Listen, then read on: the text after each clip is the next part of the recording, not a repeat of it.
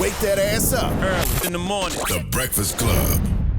Morning, everybody. It's DJ Envy, Angela Yee, Charlamagne the Guy. We are the Breakfast Club. We got a special guest in the building, and he just jumped out Yes, the screen and indeed. put a hat on.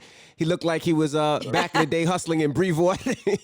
We got As he should Fabolous on the have. line. What up, Fab? Fab, don't let them hairline shame you, Fab. You know these brothers get these trap toupees, and then when us brothers go natural and can't get a cut during the quarantine, they try to shame us. Yeah, nah, it's definitely no shame. Nah, there's no judgment right now. I ain't even, you know what I mean? I ain't even worried about it right now. And I'm not in the building. I'm in my crib. You know what I'm saying? Yeah, Fab in the crib. Fab's here. Intro, you know what I'm saying? Like, switch the intro up a little bit. We gotta take it back to the '80s. Fab in the house. Fab in the house. How you holding up, man? How's the family? Everybody's good, man. We just really taking it one day at a time. You know what I'm saying? Just staying out the way, really, literally, like really just being in the crib with it. I know you're I feel not like used a to guy being in like the you, house for Fab. this extended period of time. I know you're not used to being in the house this extended.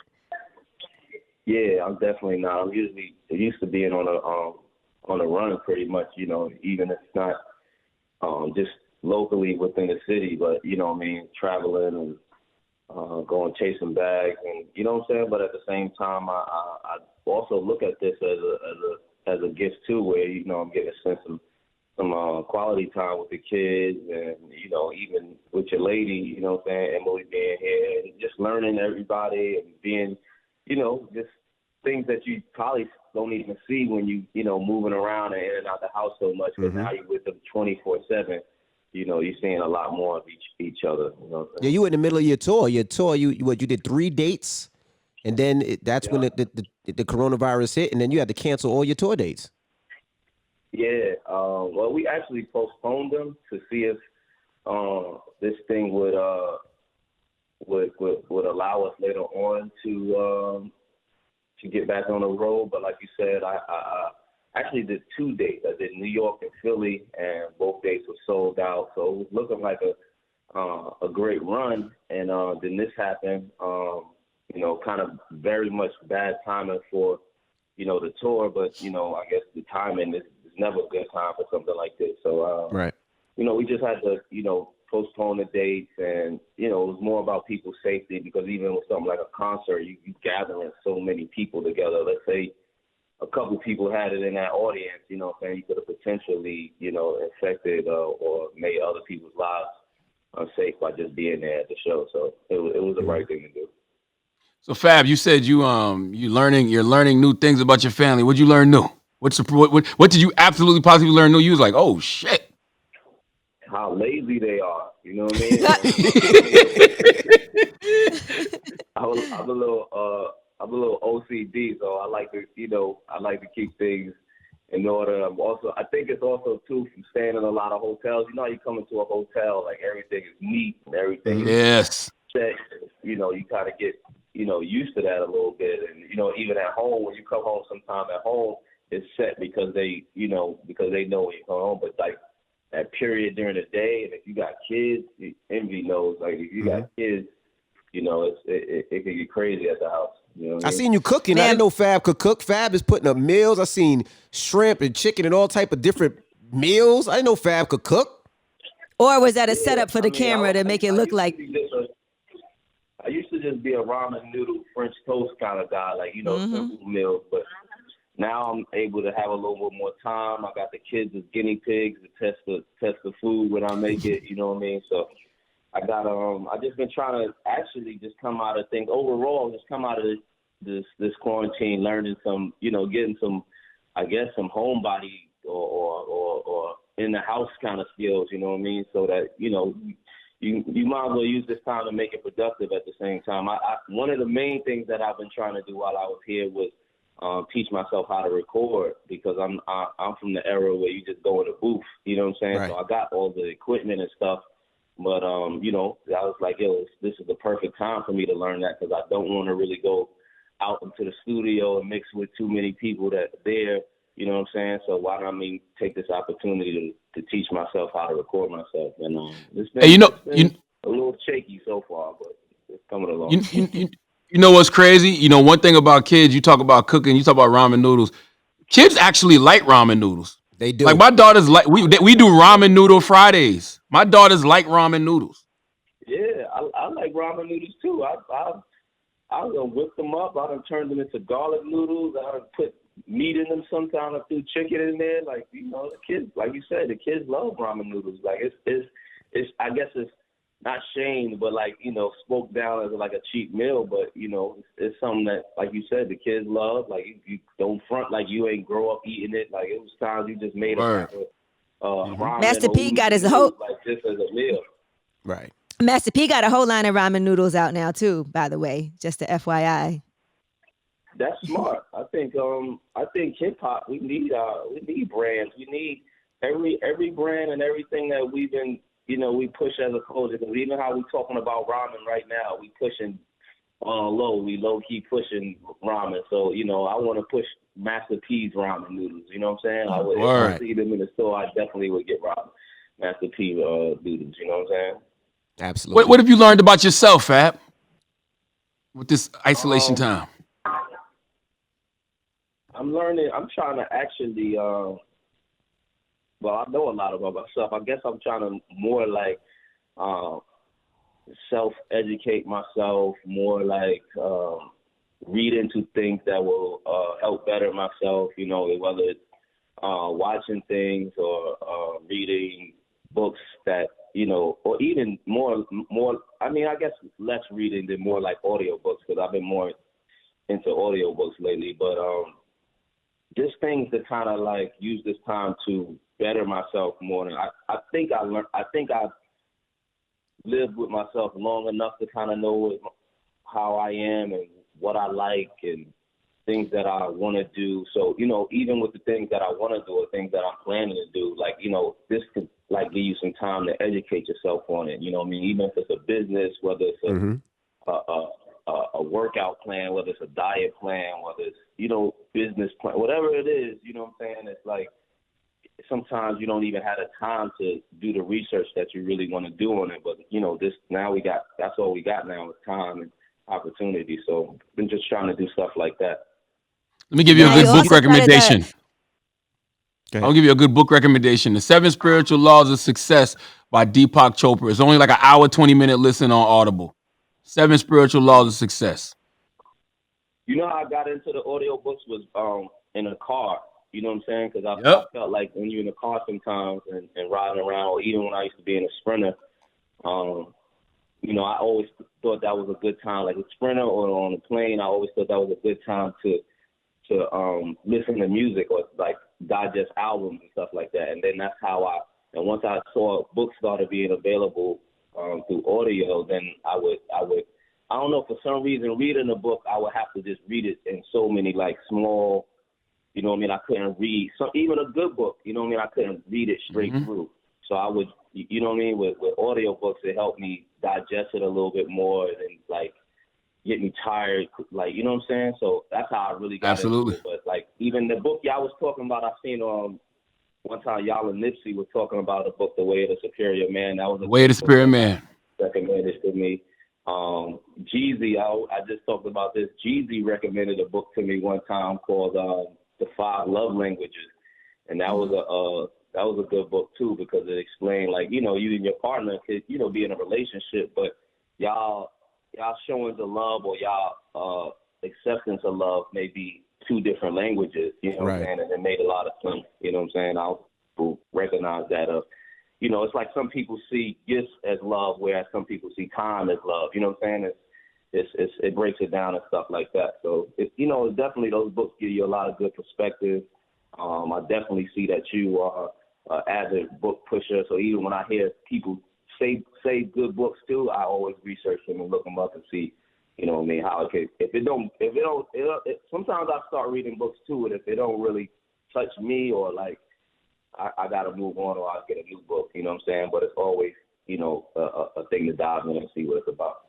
Right. Hey, thank you, Fab, for letting us know how Jenny Ma and Jeezy got engaged too. It was the book, The 5 Love Languages, that brought them together, clearly. Fab just broke that. Low key might have been what it was, man. I'm gonna hit him That's what it was. about that, man. Now I seen you did the code. love language. I seen you did the Cold Summer Challenge.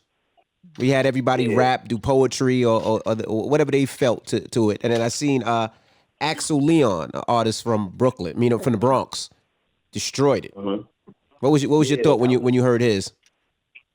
I thought it was really, really dope because it was a lot of meaning behind it. I think a lot of the challenge was, people expressing themselves in this time, which why I thought the challenge was so good for people anyway, because it gave them a chance. People are quarantined in, people are rappers, people are, trying to express themselves, and I think that gave them that platform, even just on what the song was called, Cold Summer.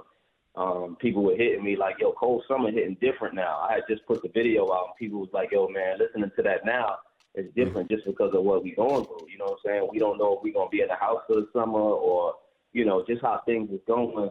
Everybody was saying how it was hitting different now. So that's where the challenge really originated from. And I said, yo, what a dope way to let people express themselves, talk about what they're going through the quarantine, talk about their feelings about, what Trump is doing, what, the fear, the faith, the everything. And I think, Axel was able to tap in and talk about Fred the Godson, who, we all know now is fighting the coronavirus, and, just sending love and everybody to keep him in their prayers. You know what I'm saying? I think one of the key things about corona is that a lot of people don't take it serious, or a lot of urban or, African Americans are not taking it serious because it's not hitting somebody that they know or somebody close to them. I see a lot of videos of people in the hood still gathering together, hanging out, smoking hookah, having like little house parties and stuff like that, and people just not taking it as serious as they should be. And even now, just this week, the African American thing that our community's been impacted very, very. It's getting impacted the most by coronavirus. Yeah, the death rate is higher in African American communities. I think even just so the fact that people wasn't respecting it so much is one of the reasons too. You know what I'm saying? Not to just pull a race card into it. I think we as a people got to take things more serious in that light. You know what I'm saying? Like you said, we do have a lot of underlying health conditions, so we should take those things serious, man. And I think there's a lot of uncertainty now with it. I think at one point they was even saying black people can't catch it like that, and now we the you know what I'm saying? So it's like people don't even know what's going on and just not taking it serious, man. So shout out, Axel and his thing. Shout out everybody who been a part of the challenge. So I can't post every one of them. There's thousands and thousands and thousands of people doing it, but everybody is doing their thing because it's still an expression of themselves and what they're going through. You might have got somebody a record deal, because I see everybody was weighing in and people were saying I saw people from places I never even heard of participating in the challenge. And I saw Chocolate Dropper did one. You got Chocolate Dropper out of retirement also. Yeah. I seen Kevin Hart hit me and say, yo, Dropper just sent me some shit. I was like, oh, word? I'm like, okay. You know what I'm saying? Like, yeah. And I thought it would be a cool way to take a little bit of edge off. I think some of them, of course, are talking about what's going on, and some of them, people just saying how they feel or just showing their lyrical talents. And like you said, I wanted to showcase everybody from everywhere. I wanted it to be diverse, so you could hear a guy from Atlanta, you could hear a guy from Detroit, you could hear somebody from New York. I didn't want it to just be a certain style or certain, everybody being from New York or everybody rapping one way. So I just wanted to have it open. And I think it was, like I said, I think it was one of the dopest things that, besides like the DJing with Be Nice and the battles with Swiss, like people need various different types of entertainment. You know what I'm saying? There's so many Netflix movies and Hulu you can watch. You know what I'm saying? You want something else to dive into. And I think the challenge has been one of them things. I want to ask you about the versus battle. Hold on. I want to ask him about the versus battle, but I want to ask him about his relationship with Kev. Because you and Kev always had like a real solid relationship. Like, how did that happen? To be honest, I'm trying to think how did it happen. I really just met Kev, and Kev is just Kev is a real genuine person, man, and just he knows how to deal with people. One of my funniest stories with Kev is one time I was sitting at dinner with him and one of his old friends, and I was like, yo, one thing that I noticed with Kev is that let's say Kev has a function. Kev is one of them people that can make sure that he touches everybody at his function and make them feel appreciated, that they came, that they saw him, that they shook his hand.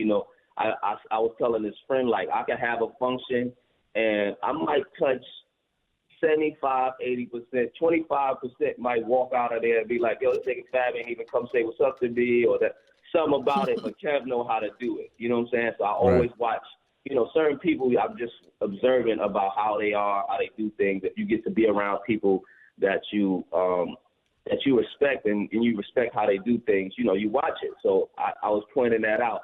And his old friend was like, man, Kev must have grew to that shit because Kev done left me outside of clubs 10 times. It's one of the funniest shit because I was just like, nah, get out of here. That ain't Kev. He said, man, he told us a story. Kev having him drive up from Philly one time and left him outside of clubs. And Kev was like, yo, the whole time he's telling the story, I've been kicking him under the leg, like, chill, man. Fab think I'm a good guy. So overall, though, in that story, his evolution of how he learned how to deal with that, you know what I mean? And I want to learn how to be as personal with people as I can. So I admire Kev, and I just over time, like we just grew a great relationship. He's always been somebody that hits me up time to time, check on me, even when he's doing movies, whatever he's doing. I'm a little more sheltered when it comes to like stuff. If I'm going through anything or anything like that, and Kev will check in on me. Kev will shoot me a phone call, and not just a text. Like he'll shoot a call to me and be like, just check in with me. And, I always appreciated that. And I think that's how our relationship really grew to where it is. And we also just just acting a fool, just having fun and laughing at shit. So that's another thing. He's a comedian, so he loves to laugh at shit too. Now you've seen the battles going on, the versus battles, right? Your name came up a lot, and people think Fab should battle. Would you do that? Would you battle? You got a catalog. Yeah, in a fun way, I think it would be cool. I tell you, I seen my name. I didn't see my name come up that much. I seen my name come up with 2 Chainz, where 2 Chainz was, I guess, kind of like. I didn't like the 2 Chainz shit because I feel like he was kind of like picking his battle a little bit. Like you can't pick your fights. I don't know who makes the verses. He was Floyd Mayweather in the situation, picking his opponent. But he could challenge you. He could challenge you, and you accept it. Huh?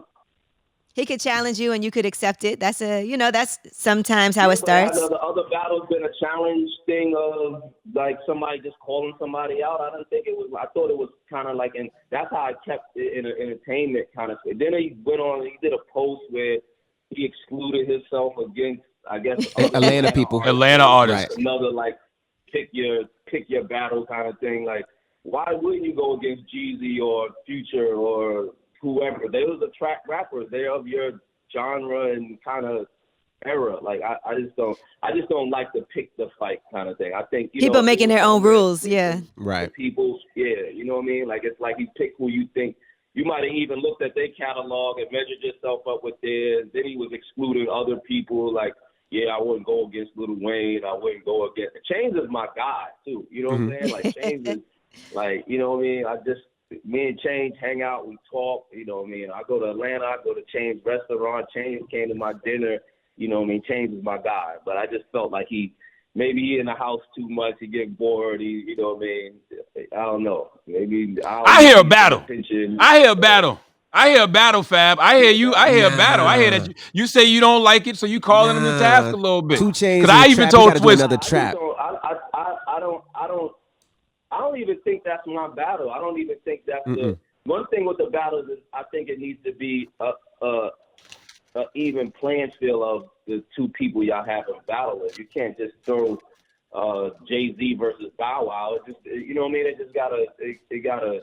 Damn, you just try to play Bow Wow like that? 2 Chainz ain't in my class, but I think his music is in a different direction than my music. So I think Fab, you know Jay-Z. French.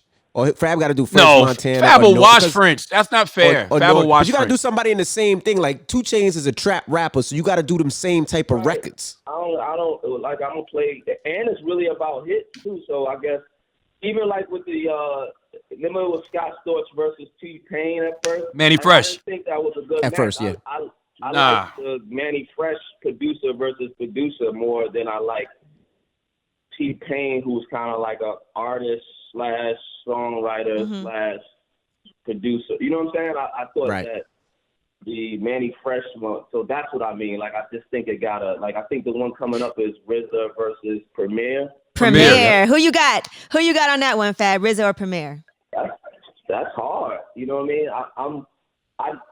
I feel like I know Premier's catalog, but I feel like he still got some sneaky ones that I didn't know. Like Lil Jon definitely pulled out some sneaky ones that I didn't know. Yep. You know what I'm saying? Not for me, because I grew up down south. I grew up down south. No, but I didn't know the Capleton one. Oh, okay. I didn't know that one either. Yes, I knew John produced all those records because I knew John. I mean, I didn't know him personally, but I knew he started off as a DJ. Then he started doing A&R for Jermaine Dupri, and then he was a producer. So I knew everything except for that Capleton record. I knew Lil Jon did. Yeah, Capleton definitely was a Google that. That was a Google that moment. Like, that definitely was something so you're not gonna pick anybody? Huh? Nah. RZA or Premier? My explanation, I don't think you're supposed to pick it. I think it's supposed to either be the people or the whoever puts these battles. Maybe it's Swiss and Timbaland, maybe, you know what I mean? I don't think people should start saying, yo, I want to battle this person or that person. Like, I didn't think none of the other guys did that either. I think it was kind of the people spoke on it or the people figure who it is. I just think that some people just want to see names. It ain't really, they're not equating it to the music. You know what I'm saying? I think the music is one of the things you want to equate in it the most. So. I want to see Clue versus Flex or Clue versus Drama too. I want to see that for some DJ-ish. They both got a bunch of albums. I don't think Clue and Drama is the right match either. I think Clue versus Flex is the right match. Mm-hmm. But just freestyles though. Freestyle. Yeah. Now they both got a bunch of albums and everything. They both got a long history of people freestyle. Clue from tape and radio, and Flex from radio, and I think even Flex has had a couple albums that he had like freestyles. Yep. He's had Locked and Big. He's had classic Mace. Jay-Z. He's had Jay-Z with Freeway, and then when they came up there, and Clue got a fucking library of freestyle. So I think that would be a cool, hip hop moment. One Drama and his mixtapes, they're like two different type of mixtapes to me. Mm-hmm. So it's Drama has put out albums more recently, but they're albums that work in the mixtape world, where I think Drama also, the mixtapes that he did with other artists, the artists kind of put those songs together, and Drama, like the voiceover is a little bit over. I'm not saying that he don't add in the production in any kind of way, but I just think him and Clues, the way they did mixtapes was completely different. You know what I mean? Absolutely. Mm-hmm. Oh, let's stay on this for a second, because two things about that. I don't think Clue and Flex would be a good matchup. I'll tell you why. Because musically, they even, but Flex got that personality. Flex will be on there talking so crazy to Clue on Instagram Live, and Clue he don't have that to give back. Clue gonna talk with his records though. Let me tell you the sneaky thing that Envy even knows. Clue is funny. I just don't think Clue is really confrontational. Clue is a funny guy. Clue could joke with you if you. Am I right, Envy? Yeah, absolutely.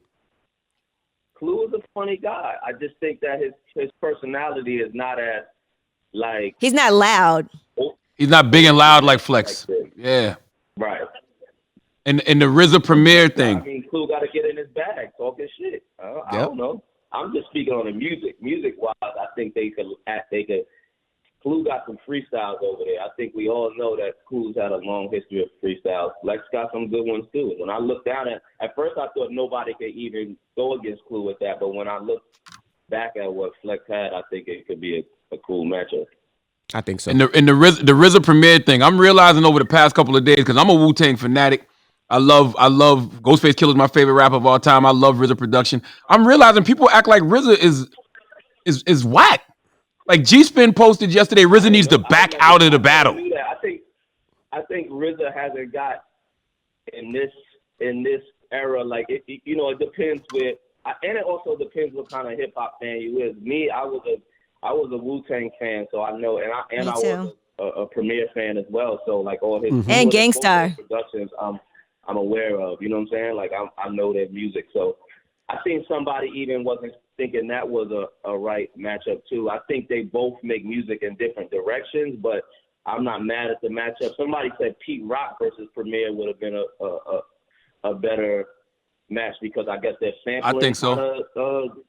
Producers, which made sense when somebody said it, but I'm still not really mad at the RZA one either. But I people gonna be surprised at RZA unless they just not a Wu-Tang fan or like right. I think the most of the RZA's production is with Wu-Tang. So, but that's how we thought about Manny Fresh too. We thought Manny Fresh, most of his stuff was just Cash Money, but even there he was able to hold his own as far as like playing at least some good records. But I can tell you the difference between RZA and Manny Fresh. The difference between RZA and Manny Fresh is RZA Into the 36 Chambers don't sound like Tikal. Tikal don't sound like Only Built for Cuban Links. Only Built for Cuban Links don't sound like Iron Man. He was able to give all of those individual artists their own individual sound. Plus, Liquid Swords will always be one of my favorite albums. Sneaky ones too. What you said, G? I said Liquid Swords will always be one of my favorite albums too, and RZA produced that whole album. Yeah, each one of them joints, he got one that when it drops, you're gonna be like, ooh, you know what I'm saying? Yep. And he got a sneaky one or two too. Like I think he got a Biggie, Long Kiss Goodnight. Long Kiss Goodnight. Yep. Like he got a couple joints in there. But I like the battle, so don't what I mean? I not to say even when I'm talking about with Chains, I just don't think like I don't want it to turn into even like when he was going at it, he was turning it to a Atlanta versus everybody thing. I feel like that put a little bit more, take a little bit of the just the fun aspect of it. Everybody being there on cool time. You don't want to make it where it's like now artists are against other artists kind of thing. Like I don't want it to be that way. Like I like the way. Yeah, it can't get personal because I know some people were getting real personal in their battles too. So if it did happen. If it did happen, Fab, let's say hypothetically, Fab versus Chains, whose catalog wins? I mean, I put my money on my catalog because I just think it's wider. But I think it's you better to the fan too. I think it's it's to the fan. Whoever if you like Chains music, well, you like my music. I think I bet on myself, but I think it's one of them things. Is like a people thing to me. Everybody gonna say they catalog. Everybody feel like they won. Everybody loves what they've done. Everybody represents their accomplishments, their successes. So everybody should say they gonna win. You know what I mean? Like, I just think it's two different. I gotta get that up. Huh? Two different styles, though. I think one is more trap. I mean, you got R&B records, you got #1 records for Make Me Better, Baby Don't Go. You got it's both sides. You know what I mean? So I think I don't think that battle is matches. But music is music, though. Even when you said that, I got like girl records, my hits of girl records, but don't ever you would never question that I can't rap. Like that's right. I rap circles around niggas, so don't like. Woo! I think we got the next verses. For that. Woo! Fab versus 2 Chainz. Fab says he raps circles around niggers. The match, man. Don't get me wrong. I don't think 2 Chainz is the match, man. I don't see So Into You against. I don't know what record would like Chainz. Like Chainz is gonna play trap records. He's gonna play. Right. I just don't think that's a good match. I think you got to put me against somebody who got my caliber kind of records. You know what I'm saying? I don't. Ooh, you talking spicy, Fab? He said his caliber. So don't do that, Charlamagne. Fab don't even have you saying Chainz don't have the caliber of records you got. Woo. It's different. Hey, listen, Chainz get busy though, Fab. I don't. And to be honest, I don't have trap caliber record. I don't have those records either. I don't have Get the Club. I don't have those records. Mm-hmm. You know what I'm saying? So it's not just me too with my own horn. I love Chainz. I love what he does. I love his music. I think he can rap. He's just was on Summertime Shootout 3. Like, don't make me like I don't fuck with Chainz. Chainz is my nigga. No, we know. We got you, Fab. Like nah. a Fab versus blog, like the other element you could add to it is features, because you and Chainz are both known for being feature killers. So that's another element y'all could add to a battle if y'all did it. Yeah, I think so. Yeah, I think so. Are you gonna check for this, Charlamagne? You really trying to push this Fab 2 Chainz? I like it for the culture. He likes that's the South in him. That's the South Carolina in him. You know what I mean? I see them down there. I see them in the many fresh comments, and you know what I'm saying. I see them. Yeah, Fab, you think you're gonna have a whole new album? You think you're gonna have a whole new album done by the time this coronavirus is over? This pandemic? You think you'll have an album done being at home? I actually want to make some music after it's over. I have been working on like a shootout 3, like a deluxe or a part 2, just to throw out while we're here in the quarantine. But I want to see what comes about. I think everybody, expressing themselves coming out of this, it's going to be interesting to see what they come up with. You know what I mean? I think a lot of stuff that's been dropped and while we in quarantine is music that really was made before it, mostly. You know what I'm saying? So it'd be interesting to see how people are thinking, you know, what they learned or what they went through this time too. You know what I'm saying? Everybody's not going to talk about that, but the guys who can talk about it, it will be interesting to see what. So that's kind of how I want to approach it. I want to see what feelings, what emotions, what, you know, even like the shit I said with being in your house with your family is this long, like what that produces, what comes of that. You know what I mean? Right. Well, Fab, we thank you for checking in, man, and be safe. Stay in the crib. After this. Huh? Wait, you said what? I said people might be institutionalized after this. People might have you're right. Jail. You know what I mean? I ain't want to go outside now. Like, you know what I mean? Like niggas might start really. People are building little things at their crib to make their house more comfortable, and now social shit might be a little. Because even coming out of it, you gonna still want to be around 1,000 people. I don't know if even when they say yo you can go outside, I don't know if I want to be around 1,000 people now. Like, hold on for a minute. You know what I mean? Right. Well, I see you enjoying your new beard. I see you've been enjoying your beard this whole interview too. It's different for you. I saw you playing the whole time with your new fresh beard getting longer. Yeah, this is, you know, when you got a struggle beard, you know what I mean, this is good timing for that. Like, you know what I mean, you might see a couple people pop back out with beards after this too. You're going to see. Oh, yeah. You know what I mean? You know what I mean? See what I mean? Charlamagne is embracing it. You know what I mean? Nah. Yep. Envy's still trying to look younger. So I let my wife cut mine. That's what you do is you get Emily because they got to put on makeup. So you know their makeup got to be sharp. So I just let the wife do this. She ain't doing this because this don't grow back. But she can do this, and this. Good money. Nah, I don't trust Emily, man. Get the razor right here. Yeah. We like, yeah. You remember the color purple? Yep, color purple, yeah. All right, Fab, man. We appreciate you for checking in, brother. Yes, sir. All right, bro. Love. Be safe out there. Send love to the fam.